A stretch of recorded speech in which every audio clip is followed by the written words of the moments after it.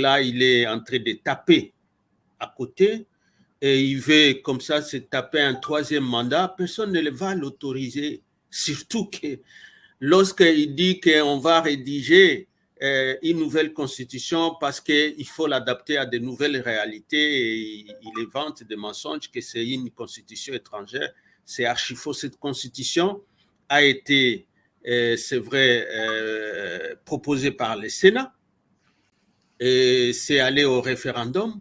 Et là, c'est tout le monde. D'abord, le Sénat, c'est des Sénats congolais. Ce n'est pas comme la loi de 1960 qui a été votée la loi fondamentale de 1960 qui a été votée par le Parlement belge. Ici, c'est une constitution qui a été proposée par le Parlement congolais, composé de Congolais, et qui l'avait examinée de fond en comble. Où est la différence? Parce qu'à l'époque du président Joseph Kabila, des réformes ont été proposées, certaines ont été rejetées, et notamment le passage de 2 tours à 1 tour. Donc, si on revenait par là, c'est pas un problème. Oui, en 2011, vous voyez bien qu'on a révisé, mais on n'a jamais parlé d'une nouvelle constitution.